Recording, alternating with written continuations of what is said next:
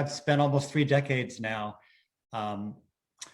working in the fields of conservation and environmental education. I'm working now for Nature Conservancy. I've worked for Laguna Foundation there in California, worked for National Audubon Society for a while, and a couple large county park systems. My focus has been ecological restoration and environmental education. That has sort of been my specialties. In the last 6 years, I've been trying to learn more about ecological resiliency, and I'm still learning about it. So look forward to continue to learn about that with you all.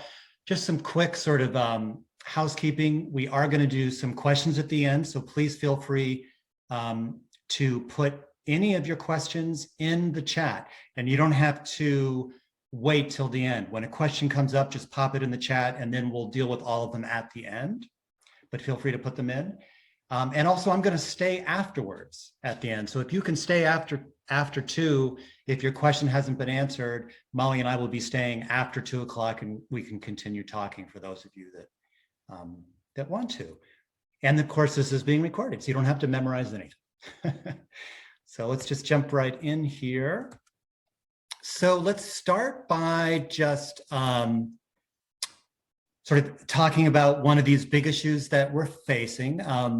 There is a biodiversity crisis or abundance crisis with our wildlife species, and this slide shows some of the numbers, some of the issues that we're facing. I do also want to emphasize that there is still so much biodiversity left to save. I was in California just a year and a half ago and was so impressed by all of the birds and dragonflies and reptiles and amphibians there across the state. Also here in New York, and when I go back and visit where I'm from in Virginia. So there's still so much to save. There's so much to be inspired by and in awe of. So we have a lot to still take care of. So what are we going to be talking about today? What's our main challenge? So climate change and biodiversity, those two crises are the largest environmental challenges of our time, and will be with us for a while. A little factoid that I saw recently that helped sort of bring it home is economists recently have talked about potentially a $24 trillion hit to our economy if nothing changes. So what's the question we have to ask ourselves? How can we help the planet maintain biodiversity and defend itself from climate change? Well, one answer, not the only answer, but one answer is by making our lands more resilient. And what that basically means is making them more adaptable and adjustable to major changes. And we're going to talk about that. We're going to talk more about what that means, but in a nutshell, it's more adaptable and more adjustable to major changes without losing ecological function. And there's this great quote here from the National Park Service: as formerly familiar ecological conditions continue to change due to climate change, this brings novelty, surprise, and uncertainty. This requires natural resource managers and all of us really to create a new shared approach to make conservation decisions.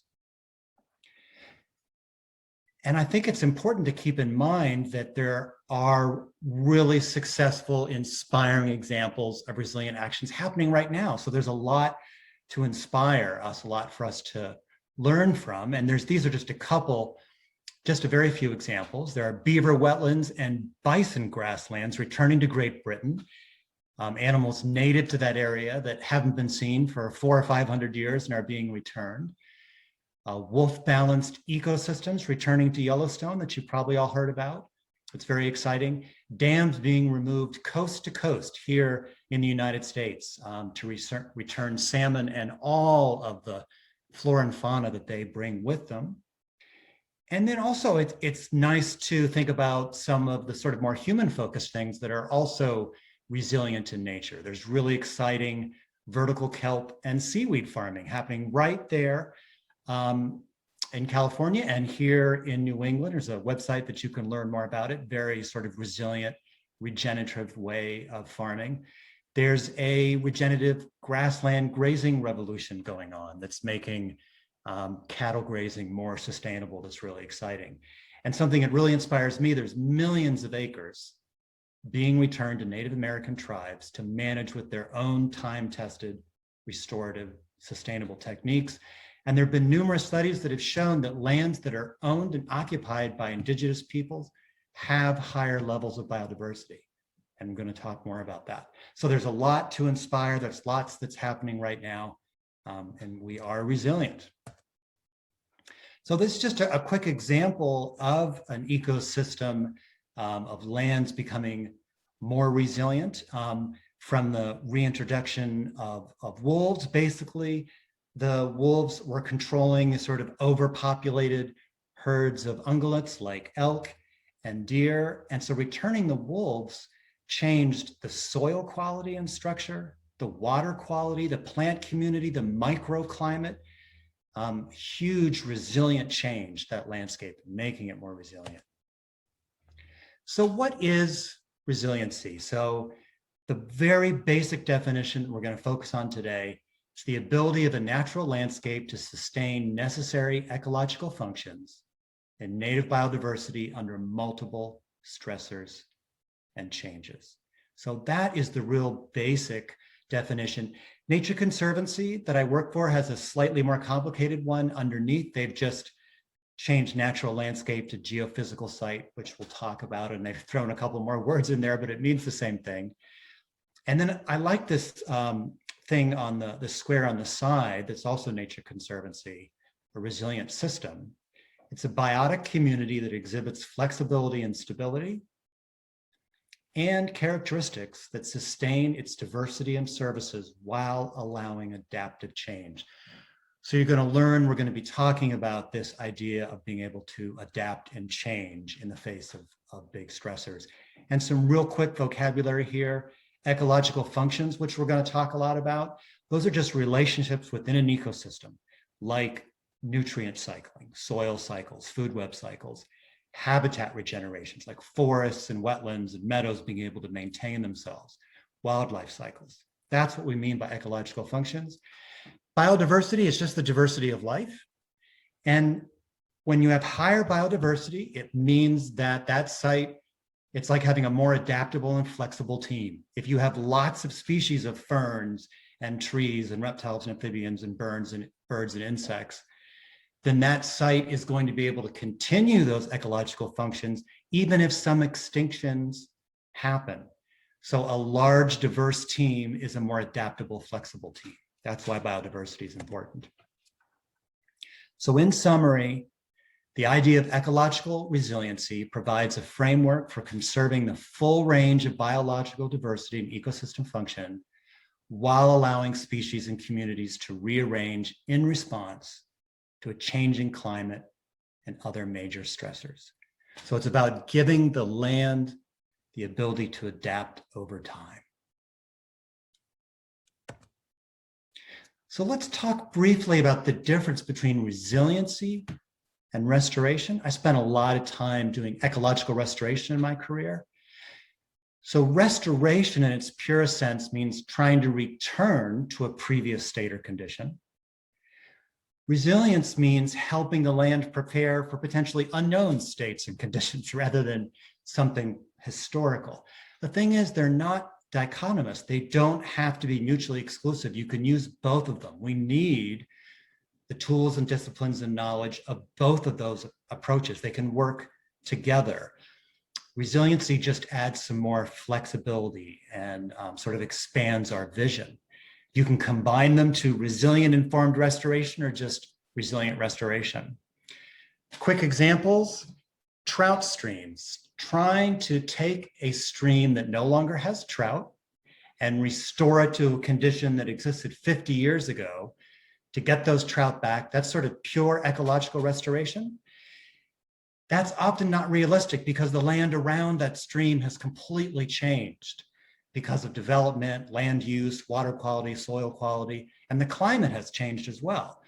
So you want to look at that stream and think, how can we restore that stream so it's more resilient? We may not be able to make it look the way it did 50 years ago, but we can put in rain gardens and bioswales. We can plant trees in strategic areas. We can create maybe little mini wetlands and deep pools. And it may not be restored the way it looked 50 years ago, but we will be able to restore it to a more resilient system. We'll still heal it, just not back to a historic state. Another example is if you're doing forest restoration, rather than trying to return that forest to how it looked 50 years ago, keep in mind that the climate's changing. There's less water, there's more drought. So you might want to add some species to that forest that are native to the general area, but are more heat tolerant, more drought tolerant. So you may actually want to tweak the composition of that forest a little bit, not try to return it to how it was 50 years ago, but help that forest, give it the tools to be more resilient for how it'll be 50 years from now. So it's sort of a combination of restoration and resiliency. The National Park Service has this interesting approach that they're trying called RAD, great acronym, resist, accept, or direct. I'm just going to read a little bit here. For over a century, past environmental conditions served as a baseline for conservation efforts, but the past is no longer the guide it used to be. Today, climate change is rapidly altering environmental cycles and processes with new trends and phenomena and reshaping our ecosystems. Climate change will continue to affect ecosystems and transform landscapes in surprising ways. Therefore, we need to consider how to achieve conservation goals in a realistic and sustainable way under conditions of rapidly changing environments. So what's an example of this? The way they use RAD is you look at a situation and you say, are we going to resist the trajectory of change? Are we going to accept the change? Or are we going to direct sort of new change? And I'll give an example. That's always the best way to do this. There's a mountain wetland where the vegetation is disappearing due to climate change. Less rain means less water, the hydrology's changed, temps, more drought, less water. So the wetland's disappearing. You can resist that change by trying to restore the hydrology, trying to keep it as a wetland. Maybe that means returning beavers. Maybe it means digging deeper pools, removing woody vegetation as it comes up. That's resisting the change. You can accept the change and just allow the wetland to slowly disappear and be replaced by a forest. That might be acceptable under certain circumstances. Or you can direct the change to a completely new direction. You can say, we're going to actively manage for a climate warming grassland. That's what's going to work best in that habitat over the next 50 years. So we're going to gently help the system transform into a grassland by actively seeding and burning the area. What's probably going to work best is a creative and adaptive hybrid of all three. It just means looking past pure ecological restoration and sort of looking more at the future and trying to make the landscape more resilient. So let's talk more about what characteristics actually make a landscape more resilient. What does that mean? So I've got a couple laid out here. One that a lot of people talk about that's really important are microclimates. That's just temperature plus moisture diversity. That's what a microclimate is. That makes a site more flexible. If you have lots of different microclimates, like Osborne Preserve or like Galbraith Preserve, if you have lots of different microclimates, then plants and animals and soil organisms can move around more within that site as climate changes. That's very important. Topography. The more topography on a site that you have on a site, the more microclimates you're going to have. And topography allows plants and animals to move up a mountain as temperatures get hotter. So it helps with climate change. So again, these are all characteristics that make a landscape more resilient. Connectiveness, that's pretty straightforward. Are there corridors? Are there riparian buffers connecting your landscape to other natural landscapes so plants and animals over time can move back and forth and sort of pulse and contract and expand as needed as the climate changes? Climate connectors are especially important. We'll talk more about that later. Geology and soils. This is something that Nature Conservancy, TNC, focuses on a lot. They talk about preserving diverse stages. Are we preserving enough lands with different geologies and different soils so over time, as climate changes, we'll have enough different stages preserved for soil types and plant communities to grow on? Geographical location, both regional and global. Again, we're going to talk more about that later, but keep that in mind. Number 6, fire and water. How does fire and water move across your landscape?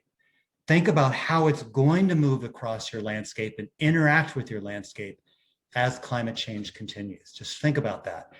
Are they regenerative? Are they creating regenerative growth, or is it a destructive force? Try to work within that context. Biodiversity, we talked about the importance of a large team. It makes the site more flexible when changes because of climate change happen. So that's another characteristic. Wildlife movements, that's really important. We're going to talk about that more in a second. And then real quickly, those are two animals that are microclimate dependent species. That's the Pacific giant salamander that you have on some of the CEI preserves, and bumblebee. They both, microclimates and habitat are very important to both of them. So this is something that TNC does. This is sort of a very specific kind of tool that they use. They take all those characteristics we just talked about. They put them all together using all these data layers and mapping tools. They look at climate, biodiversity, connectiveness, and they come up with a site resilience score. And I'm going to see if it's going to work for me to show this to you all.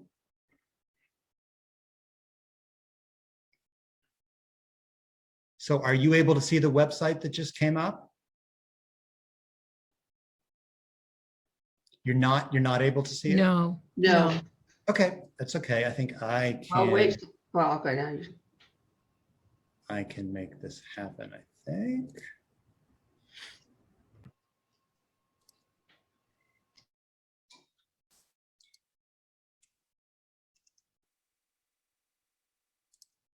Okay.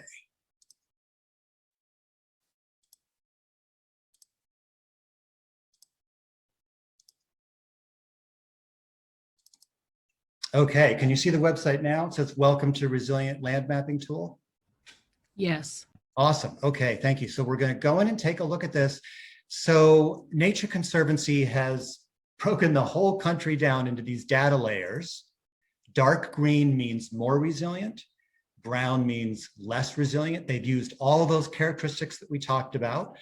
And you can sort of zoom in and look at an area, and it will tell you how resilient it is.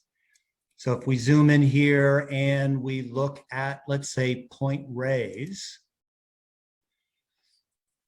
So this gives Point Reyes 80 to 100% percentile in resilience. That's very high. So let me just read this to you. Terrestrial resilience estimates the climate resilience of an area of land based on its landscape diversity, estimated microclimates, and local connectiveness, lack of fragmentation. Each site is scored relative to all other sites in its ecoregion that have the same geophysical setting based on soils, bedrock geology, and elevation zone. The results identify land where high microclimatic diversity and low levels of human modification provide species with connected, diverse climatic conditions they will need to persist and adapt to changing regional climates. So you can click on any place in the country and it will talk to you about it. So I'm clicking now down here near San Jose, where it's more developed. So it's only a 20 to 40% percentile. There are also places in the country where they give you a score, like one to 6. So I will send this link to you all and you can play with this and learn the exact resiliency score or percentile of exactly where you live. Okay, so now we're going to jump into talking about the importance of wildlife movements and how that affects site resiliency. So you can see here that there are animals moving across the landscape all the time. We talked a little bit about the effect that wolves have as they move across Yellowstone, but there are animals moving across the country and multiple countries, and they're having huge effects on the landscape. Think of the effects that whales and pollinators like monarchs and mosquito-eating insects like dragonflies, and then birds and caribou, the effects they have as they're moving across the landscape. Think about the effects that bats have as they're moving across the West, eating tons of mosquitoes and moths, and how that affects crops and how that affects our health. So this is animal movements really affecting the resiliency of the landscape. And then this is a bird that migrates across the whole planet, back and forth across the whole planet, eating tons of flora and fauna, little photoplankton in the ocean as they go, because they travel by the millions. And then, of course, they're depositing massive amounts of guano nutrients in the water. So they have massive effect on the landscape as they move, contributing to the resiliency of that site. And of course, pollinators like monarchs moving back and forth across the country. So one way to better understand the resilience of your system is by trying to look for these indicators. Are wildlife able to use your site? Are they migrating back and forth across your site? Are flora and fauna able to find each other and reproduce and raise their young there? Is habitat regeneration happening? So that is it able to expand and contract and regenerate itself over time, sort of pulse? Does it have the room to do that? Keystone species like wolves and beavers, elephants, oaks, and this other list of species, they have a tremendous effect on the landscape. Do you have them? And one way to just think about that is that plants and animals are not really connected from abiotic factors like soil. They're sort of in constant relationship and continuous flow. Plants and animals are interacting, they're blending with the landscape all the time, and they help actually develop habitat, soil, water, and even microclimates. They're really not divided. That's sort of a false dichotomy. One example is there was a salmon restoration project in British Columbia, and I'm sorry, I don't remember exactly where, but salmon were returned to a certain river, and several hundred miles away, that was affecting forest that did not have salmon in it. They were actually able to track the isotopes in the DNA of the salmon into the tree trunks of boreal forests several hundred miles away. The salmon nutrients was being moved throughout this whole province of British Columbia by ravens and wolves and bald eagles and seals, so that forests were larger with different microclimates, better soil and higher water quality hundreds of miles away because of salmon downriver. So it's just an example of an animal population being able to affect sort of the abiotic factors of a landscape. Something else that I always like to mention here is that resilient landscapes aren't empty, don't have to be empty of people. People are an important part of this. And as I mentioned earlier, there have been several studies that have shown that lands owned and occupied by indigenous peoples have higher biodiversity when they can make their own choices about their land. And there's some really exciting projects happening around the country. This is from one particular website that I'll just read to you. This is the Hunan Nation in Alaska. Generations of Alaska Native people have thrived upon the land and all that it supports: clean water, fresh air, abundant fish and game, and plants provide sustenance, medicine, and building materials. Natural resources here are the basis for generations of art, songs, and storytelling. They provide food and jobs, and they are valued as part of the community itself. I mention all that because their land and the land of other Native tribes is more resilient, has higher level of biodiversity, has more ecosystem function because of the longstanding relationship that these tribes have. And there's many examples of this happening, of this working, including right there in Santa Rosa with the Coast Miwok and Southern Pomo. And I'm going to send this out to you later. You can check out all these websites and find out how to potentially support these tribes to get more land back, which means more resilient landscapes. So let's look at resiliency on a big scale. This is an exciting project that Nature Conservancy did. Appalachian Mountains are this really long mountain range that goes all the way from Alabama up into Canada. And what this map shows, I had a TNC employee say this is like a $10 million image because this took years and years and layers to create. What this shows is that there's this tremendous potential for a climate highway going up the Appalachians for mammals, birds, and amphibians to move north as climate change happens, as temperatures rise. And there's probably no place else in the country, as this map shows, where it's quite as significant.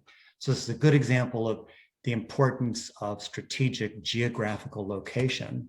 This is just a closer view of that map.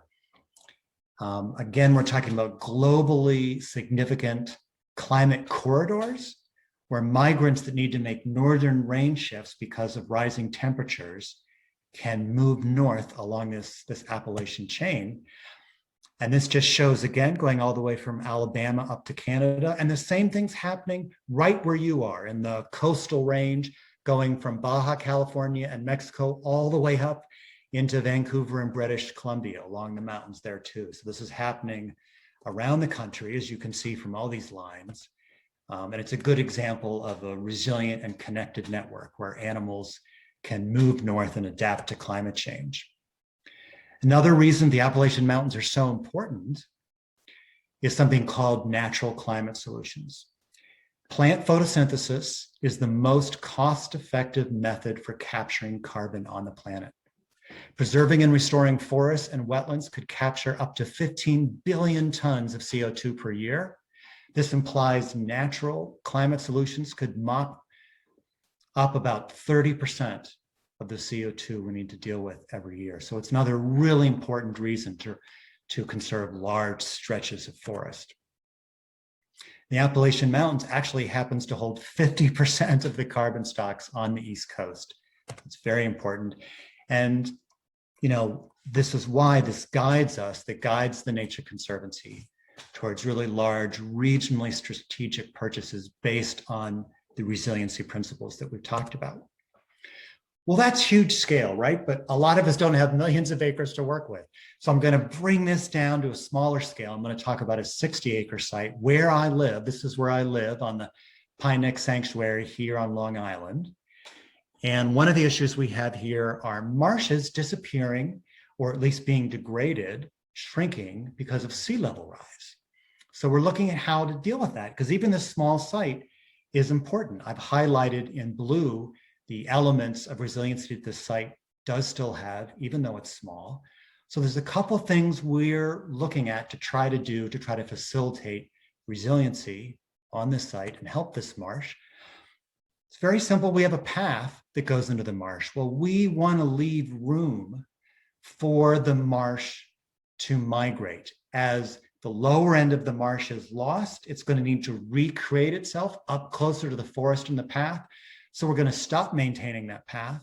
We're not going to put in the observation platform that we were thinking of. We want to leave that land plenty of room to adapt and have the marsh migrate up towards the forest. We don't want to get in the way of that. So we're going to stand back a little bit.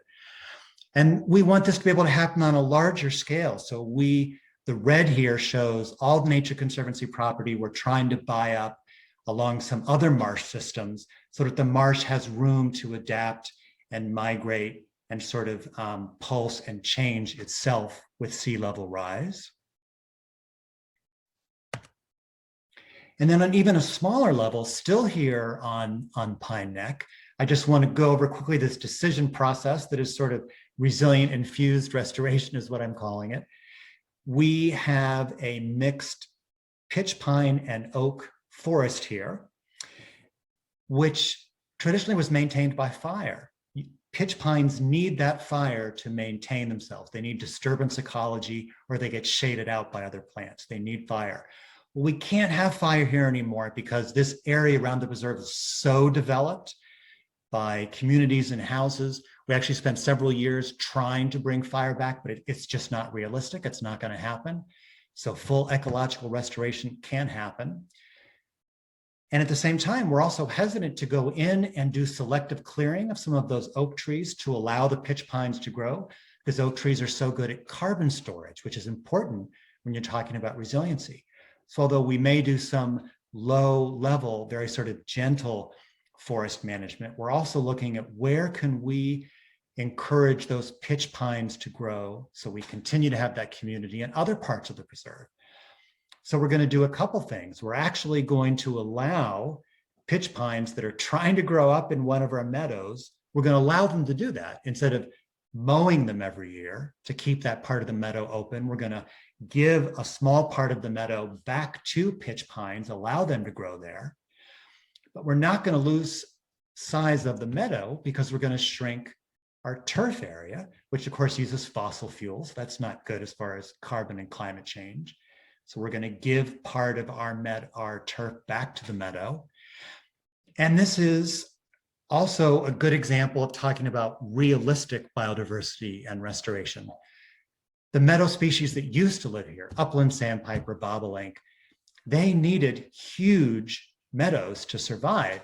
So making a meadow smaller for pitch pine sounds like it doesn't make sense, but realistically, we're not going to be able to return to meadows that size. Those birds, unfortunately, aren't on Long Island anymore. We don't have those huge meadows. There are climate threatened species that are here that need small meadows, monarchs, bumblebees, prairie warblers, bats. So we can manage the meadows realistically for now, for what's happening now and what's happening in the future. So we've sort of put all this together. And again, I just call this resilient infused restoration. It's not rocket science. It's trying to think about how to balance your site. So we've talked a little bit at Galbraith Wildlands Preserve up in Yorkville. That's a really, really special preserve, one of my favorite places in California. And it clicks all these boxes. Everything I've marked there in blue, Galbraith has. It has wonderful microclimates, topography, connectiveness, wildlife movement, biodiversity, habitat regeneration. It's a really, really special place. I encourage you all to work with Carrie and Margot and find a way to join a program up there. These are just a couple pictures of Galbraith, but to really represent what that site looks like, you would also have to show pictures of all the other habitats there: redwood forest, oak forest, rocky streams with pools, riparian forest. You can see the list there. It's a great example of a resilient site because it has all this connectiveness, all these microclimates, biodiversities, different habitats. It means Galbraith is going to be able to adapt better over the next 50 years. And one of the mapping tools that is used to sort of rate resiliency of a site gives Galbraith a 4 to 5 on a scale from 1 to 6. But again, on a scale from 1 to 6, Galbraith gets a 4 and 5 in topo climate and diverse landscapes, ecological process, and wildlife movement. So it's really exciting that this national mapping tool gives Galbraith such a high score. Another really special place in California is the Feather River watershed, which includes Lassen Peak. Feather River Land Trust does some wonderful work out there. Go to their website and learn about them, but almost all the boxes for climate resiliency are clicked there. There are wolves and wolverines. I repeat, wolves and wolverines returning to the Feather River watershed after decades of absence. A wonderful example of ecological resiliency. There's also tons of climate threatened birds there that are going to be able to move up and down because of the topography and all those microclimates. And there are huge trees, big forests with enormous trees up there, carbon storage champions. So it's really special place. Great example of ecological resiliency. There's a lot you can do in your backyards. We talked about that pine neck example, but some other things, just planting trees, that's going to store carbon. It's going to reduce heat islands. It's going to help maintain temperatures in your neighborhood, which is so important with climate change. Again, a great carbon sink. Take care of the soils on your property. Make sure they're layered and healthy and living with plenty of organic material. Think of your soil as an organism that you're trying to keep alive. Soil is a wonderful source for storing carbon. So it's so important. It's part of a site resiliency. And then this is really a really exciting thing. National Audubon Society has a website called Survival by Degrees, and I'm going to send you all the link for that. It's a really special website. What you can do when you go to this website is you put in your zip code, And it will then tell you exactly what birds in your zip code, right down to your town, anywhere in the country, are climate threatened. It will then show you exactly how their range is going to change depending on whether the Earth's temperature goes up 1 degree, 2 degrees, or 3 degrees. It shows you exactly how California quail range will change in Sonoma County, depending on each one of those possible scenarios. It gives you tips on what to do. Each of these birds, according to this National Audubon Society site, which again, I'll send to all of you, each of these birds is climate threatened in Sebastopol, which is where I used to live. And it gives you tips on how to help them. So you can specifically try to target and help climate threatened species in your zip code to help increase ecological resiliency where you live. And then just take all of this that you've learned out into your community. Try to talk to your neighbors, talk to the other people in your community, find ways to connect the streams and the riparian buffers and the forests. Find ways to connect the parks and university campuses, all of those natural areas so that you can all work together to create a more resilient neighborhood, community, and county. And there's such a wealth of resilient lands in Northern California. You all are so blessed. You have these incredible places like Mount Lassen, which has amazing microclimates and topography. You have the whole Modena Preserve system, which again has incredible biodiversity and connectedness and soil and geology and lots of microclimates, really special place.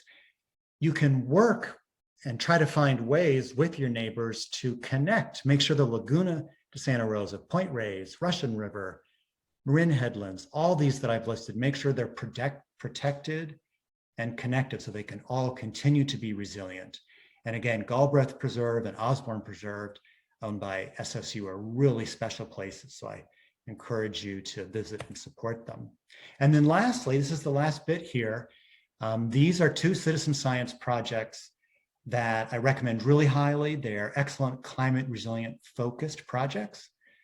Journey North is probably the best because you can choose any of these. Look at all these options. You can do citizen science projects with hummingbirds, flowers, monarchs, whales, frogs, leaf out, sunlight, and it's all about learning more about climate change. Then there's a great citizen science project that talks about climate change with bumblebees that you can be involved in. And again, that Audubon one, which I'm going to send all of you, is really special. And there's a quote here that I'm going to read, but I really want to show you all something that I think it will be a good sort of motivating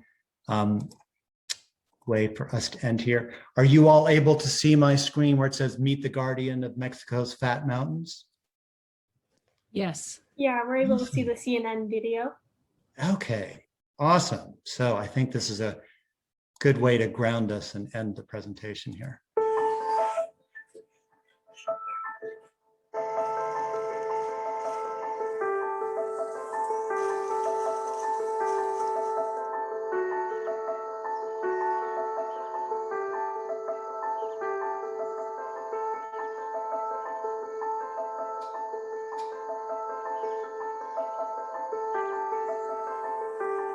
I was surrounded by such beauty. I have never seen such blue skies.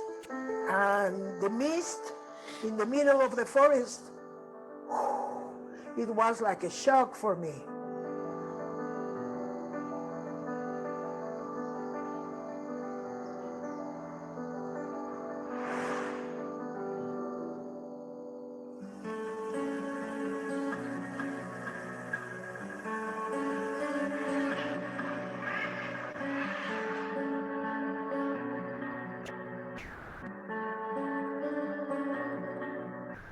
Tierra Gorda, 97% of the land is private land of 637 communities. You have to give them an opportunity because that's all what they have.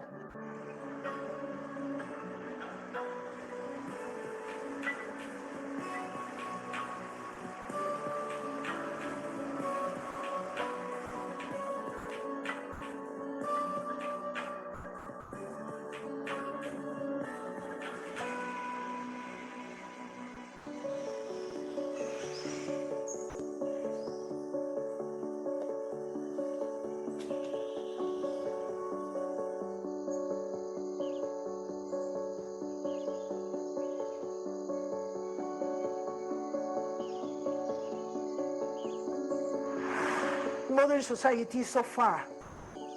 We need to talk about Mother Nature to connect them. Not everyone is gonna to recognize her, but there are many people that is ready to act, that are really worried about the future, and that are looking for answers. I am convinced that there she is for everyone, because she is everything.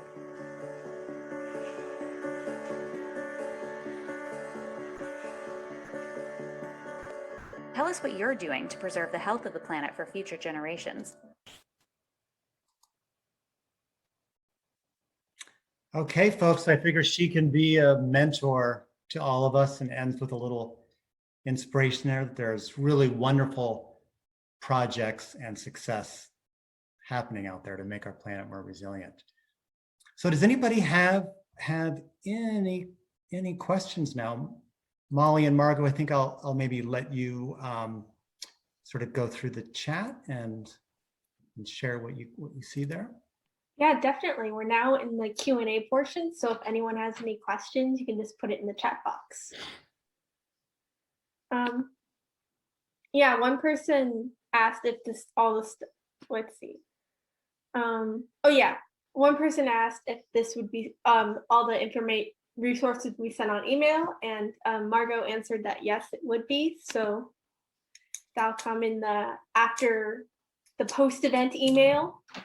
Yes, and I'm going to be sure to put together sort of a full list of resources that I will send to Molly and Margot that have all the websites and organizations and mapping tools and citizen science, along with a few other special things I'm going to throw in there for all of you. Yes, and in the chat, we got a question that asks if the recording will be available. Yes, it will. We're gonna put it on the Center for Environmental Inquiry homepage with all previous events. That's where I can put that in the chat if people want to take a look at that. That'll be in the past events, because I guess, well, I mean, currently this is the present event, but eventually it's gonna get into past events.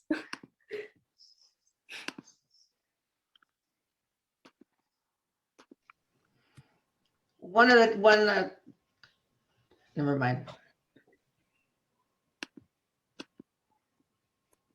I think, Kim, did you have your hand up? I think you used the hand raising. She asked the question, but it came Yes, directly to me. Oh, I did. I have a lot of questions. So, it was like really hard to write them down. But my first question was specifically about invasive species. And so when you think about how to make our lands resilient, how will invasive species be worked with this model? Yeah, that's an excellent question, Kim, and I'm glad you asked that. I was hoping somebody would. Of course, the topic of invasive exotics, that could be a whole presentation in itself, right? A lot of the tools that measure a landscape's ecological resiliency sort of address invasive exotics in particular, because of course they can reduce native biodiversity, right? They can crowd out natives, they can impede ecological functions, they can have an effect on soil and water quality. The way that I would look at it is, I think first of all, I've spent my lifetime dealing with invasive exotics, and at one point I was a pesticide applicator. So I've sort of gone through the whole spectrum of attacking invasives. I've stepped back from that a little bit now, and I'll tell you what my thinking is. I think that before you decide, and I'm not really speaking for Nature Conservancy, this is just me here. Before you decide to remove an invasive exotic species, figure out specifically what is the ecological function it is impeding. Really get specific. It's easy to just kind of have a knee-jerk reaction. We're going to remove this species because it's an invasive exotic. What is it specifically doing that's reducing the resiliency of your site? What ecological function is it impeding? That's your first question. Second question is, how can you directly fix that? So once you've figured out what ecological function it's impeding, you may then want to go do something. It's human nature to want to go take action. but is your action actually going to fix that problem? Are you going to be able to return that ecological function that's lost by whatever removal function you're going to be doing? Really be thoughtful about it. And then I think you have to ask yourself 3 sub-questions. One is, do you have a realistic and sustainable plan? Is your removal of invasive exotics something that you can continue for several years? In other words, is it too expensive? Do you have the time and the staff? Really think it out. The second thing is, what's your end game? It's easy to get stuck into doing a big invasive exotic removal program, and you're doing it for the next 50 years. Like, what's your end game? What's your goal you're trying to reach? And the third thing is, really think carefully about unintended consequences and harm. Is the removal process you're going to do cause soil erosion? Or does it involve herbicides that might be damaging? So just go through that whole thought process, really think it out. And then if it makes sense to do a large scale removal, do it. If it's small scale, if it's just cutting a couple invasive exotic vines, then just go ahead and do it. You don't have to go through that exhaustive thought process.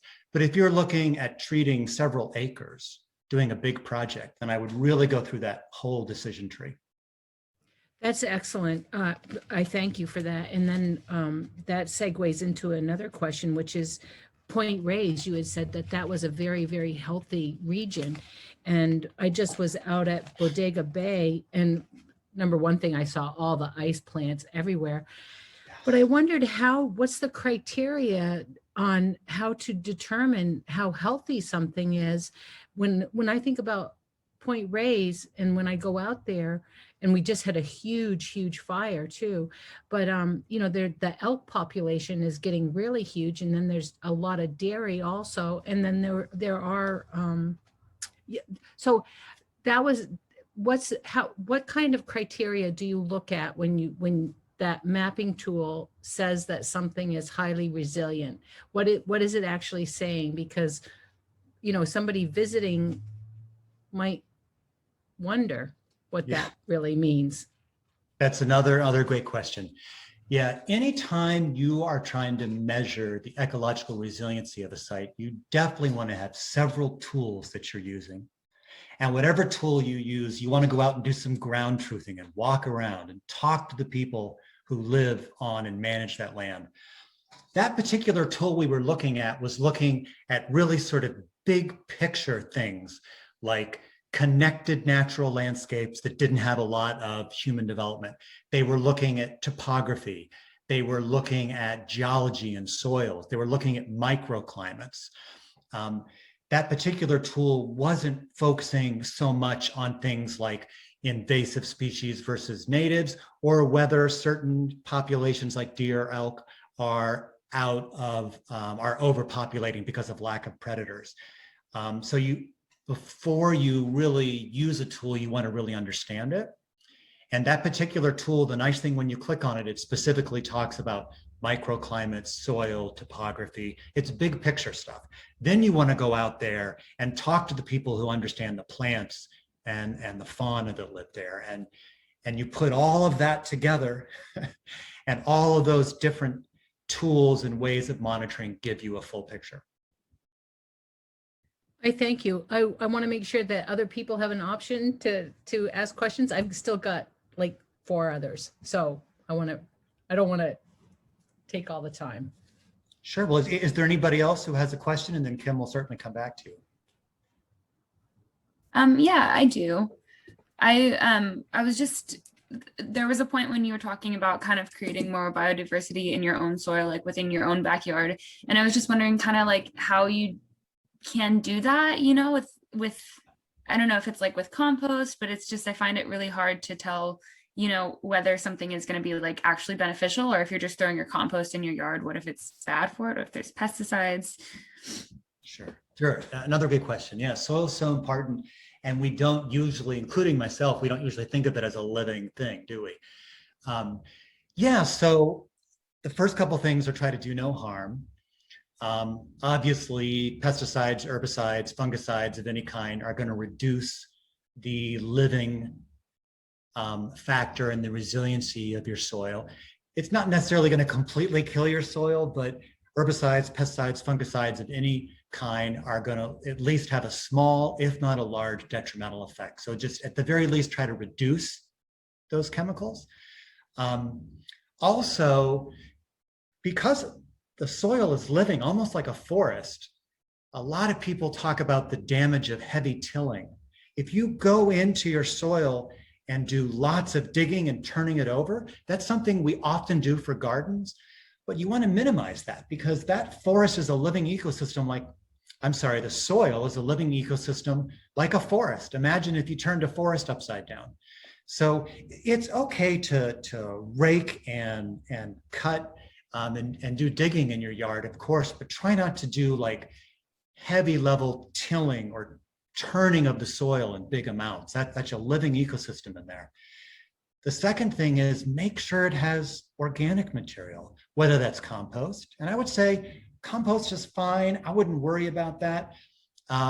If there is a small amount of chemicals in your compost because you bought salad from the grocery store or something, that's not going to be enough to have a big detrimental effect. So compost is fine. Leaves, sticks, dead grass, you want some organic material to slowly feed that soil. That soil needs to eat, it needs to feed. So it needs layers of organic material. Create microclimates for your soil. Put rocks and logs out on your soil. That would create little moisture microclimates. So start thinking of your soil almost like a forest. Think of creating little mini habitats on your soil, feeding it with organic material, and trying to do no harm. I think we'll continue the Q&A, but first I'm just going to do the outro for the event, and then we can continue with any questions people have. Okay, wonderful. So I just wanted to, I also wanted to tell you about a few upcoming events that the Center for Environmental Inquiry is having. You can find the full listings of where to register and learn more about them in our calendar that I'm going to drop in the chat right now.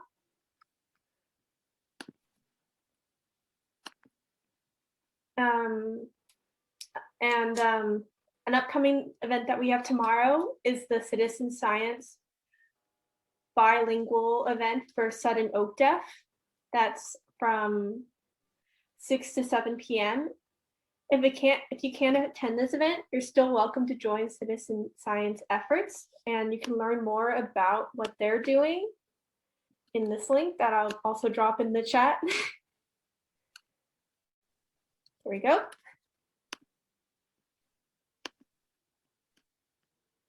And then on Saturday, May 8th is our deep dive of water and homelessness.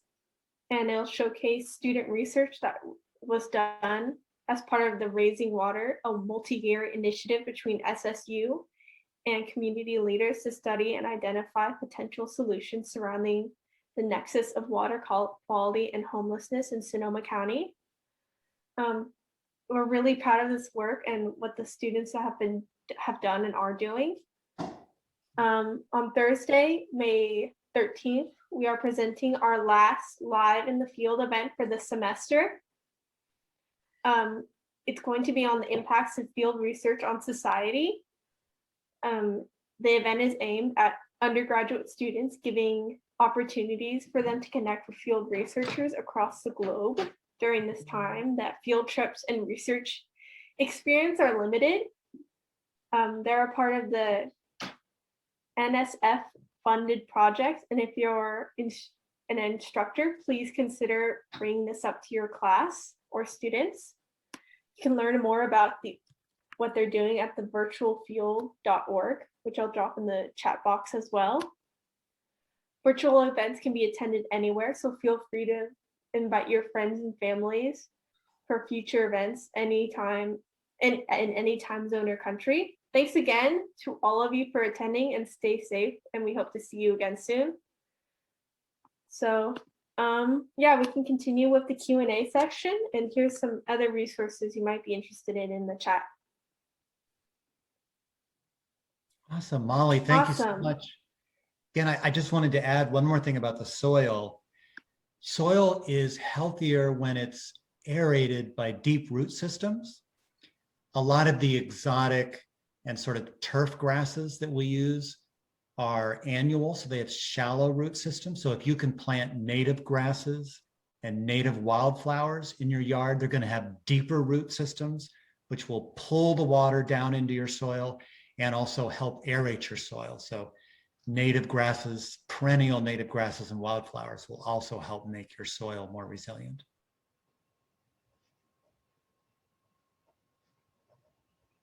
So Kim, I think you might have had some further questions. There's Marcy Snyder has her hand up.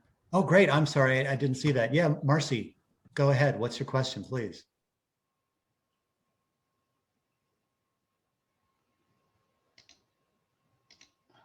So Marcy, you're muted, so you need to unmute yourself. Okay, I just want to say it's very interesting, and I thank you very much. And I have for a long time been a total advocate in just putting organic matter on top of the soil and not digging it. It just seems to work better in all ways, even as far as just developing a garden for productivity. My question is about the ocean. Are there any programs? I mean, I know I live in Fort Bragg, California, Northern California, Mendocino County. So I'm on the coast. And I know that the University of Washington, I participate in this survey, does what I call the dead bird survey to see basically it's tracking climate change, seeing what's happening, seeing what's washing up on shore. Are there any programs happening? Because the oceans are our biggest area that covers the planet. Yes. Are there any programs that are happening that are addressing the immense and, from what I can see, catastrophic changes that are happening in our oceans? Yeah, certainly. I mean, the most important thing is to do everything we can to slow down climate change so that our oceans don't get too hot. That's the single most important thing. But yeah, there are many organizations around the world, including Nature Conservancy, that have all sorts of programs focusing on helping our oceans. One thing we're doing on Long Island, it's not very sexy and it seems kind of simple, but it's making a huge difference. There was a tremendous amount of sewage and just excess nutrients going in to the bays around Long Island because of ancient septic systems. And that was making the oceans warmer. And it was reducing the resiliency of our oceans by that huge influx of nutrients. So Nature Conservancy spent the last 10 years working to try to change the county codes so that all those old septic systems had to be removed. And finally, just a couple months ago, we got it done. And so that should go a long way to helping the health of the oceans. And then there's also much bigger, more glamorous projects going on around the world. One of them is that the underwater grasslands, seagrass, and our oceans are incredibly important carbon sinks. So there are many organizations that are working on trying to find ways to help those undersea grasslands stay as healthy as possible. And there's many things that they're doing. Kelp forests. Kelp forests are a huge carbon sink. And they're incredibly important for biodiversity and connectiveness, because many animals that move back and forth across the ocean have to have kelp to rest and reproduce and raise their young. So there's huge efforts going towards trying to help those kelp forests and underwater grasslands. And who specifically is doing this work? Do you have that on the top of your head? I don't, but I'll put some of that in resources that I send. But I know Nature Conservancy is doing some, but there are other organizations doing more, and I'll send you some of that information. Okay, great, thanks. No problem. Any other questions? I now have another question. It's quite interesting that I'm from back east, so I'm very familiar with the Appalachian Mountains, and I thought that map was just wow. Yeah. yeah, just wow. And that it's happening there. And I'm also a geology major. So, like thinking about how long it's taken for those Appalachians to become what they are with its biodiversity is pretty remarkable. But I remember years ago, armadillos started appearing further and further north. Sure. And, that's something where, if you observe nature, maybe you see the signs of something that you don't even know what's happening, but it's happening.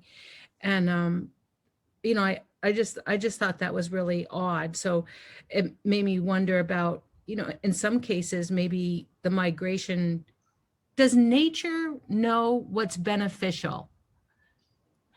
Right. That's a great question. And there's two ways of answering that. One gets into a whole layer of like philosophically and spiritually, and I won't attempt to answer that, but I'll say from sort of the context of what we're talking about today, I would say it's not necessarily that nature knows, it's that nature wants to survive, and so it does what it needs to do.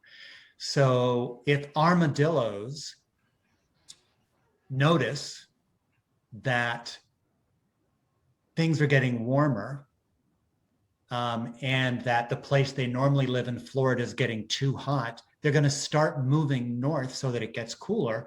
Or maybe it's not too hot for them, but they're ready to take advantage of areas in Georgia or South Carolina that are now warm enough that they can move to. Animals are always trying to expand their range and sort of spread their young.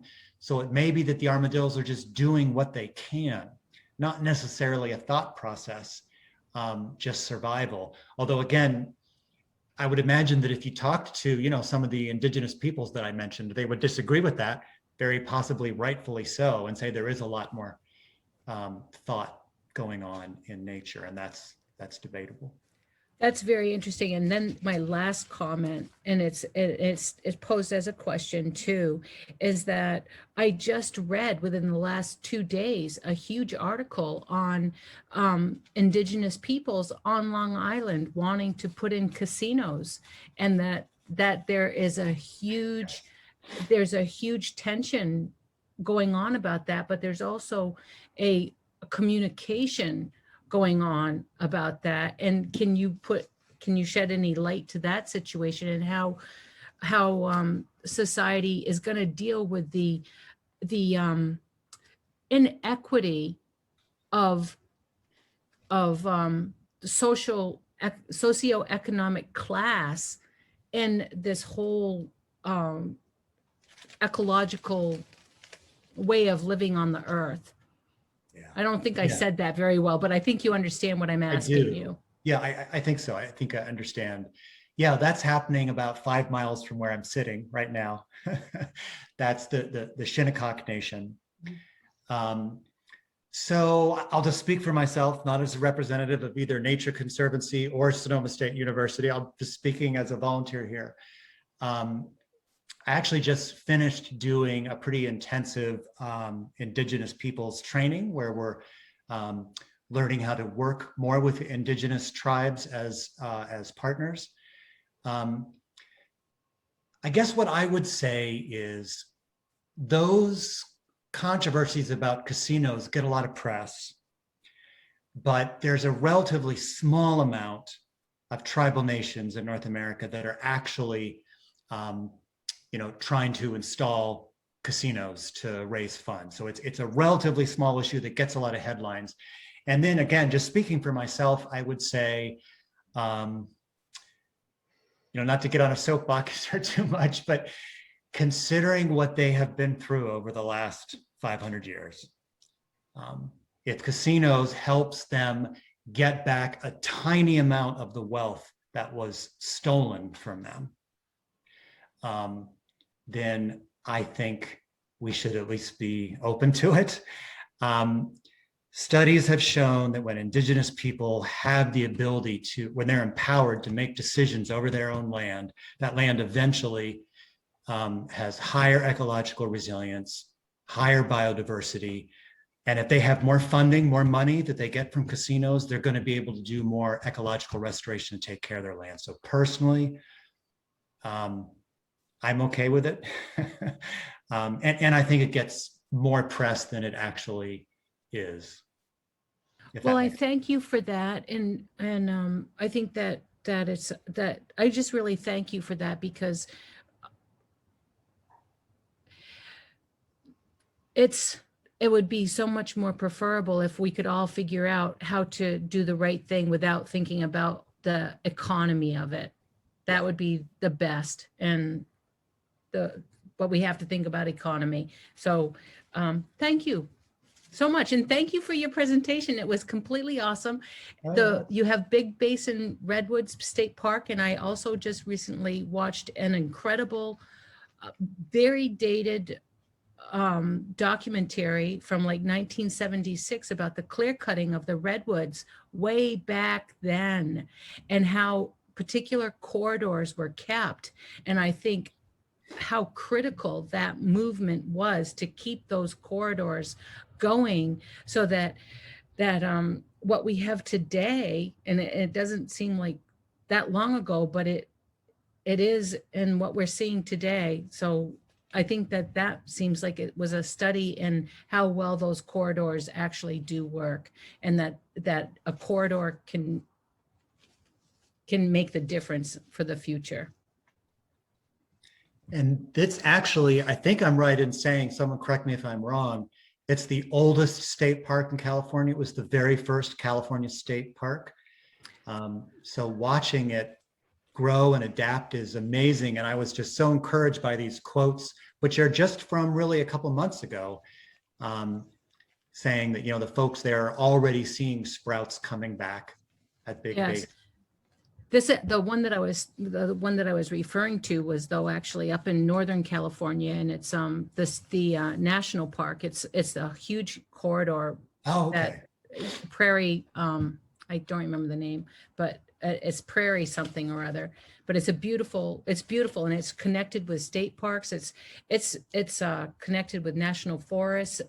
It was devastating, the logging that happened, and the old redwood growth that was taken out, and just what you're talking about, the soils destroyed and erosions, and it's horrible to think about. And so you did a really great job. I'm going to stop. Thank you so much. It's very, I thank you. Thank you for all the great questions. That really makes all the difference. You're welcome. Anybody else have any questions or just comments or thoughts? So I live in Northern California, also in Fort Bragg, and it was one of the locations where a lot of that logging was happening, and you can still kind of see where that was like really damaging. But speaking of corridors, I just was kind of wondering like what your thoughts are on things like land bridges, because we do have in Fort Bragg like a beautiful coastal area and then a beautiful like redwoods area. And one of our main parks is just split right in half by Highway 1. So I noticed that I've seen some stuff about land bridges being effective, but I wonder what your thoughts were on that. And when you say land bridges, you mean people building sort of an artificial bridge to help wildlife move across highways? Yeah. Yes. Yeah. That's a great question. And it just so happens that I've read a couple articles recently about that. So the thinking used to be, when I first started in this work, a couple decades ago, most people in my field didn't think very highly of those land bridges. They were like, animals are never going to use that. No bear or deer is going to feel comfortable walking across some raised bridge or going through a sort of artificial tunnel under a highway. And we have found that that's just quite simply dead wrong. There are some wonderful current videos from 2020 on the internet. I'll try to find them and send them to you all, that shows bears and bobcats and elk walking across brand new raised concrete land bridges across highways. And they do things to make them more appealing. They put shrubs and boulders and logs on it. And within months, large megafauna were crossing them. And there's a wonderful video I think on the Canyon Ranch website there in Northern California that shows a badger and a coyote going underneath a highway and a tunnel made for them. And it shows them playing together. It's like a Walt Disney movie. And interestingly, badgers and coyotes do work together to hunt. So that's known. But so, yeah, I think it's a great idea. And we were wrong. Years ago, we thought it doesn't work. It does work. Of course it does.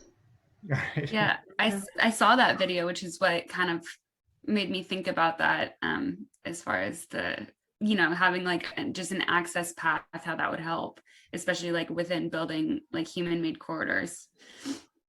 Wildlife is a lot more adaptable under the right circumstances than we often give it credit for. There are mountain lions along the edge of San Francisco and LA.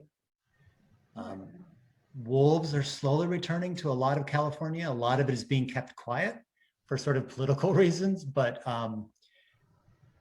I wouldn't be surprised if Galbraith doesn't have wolf sightings sometime in the next 10 years.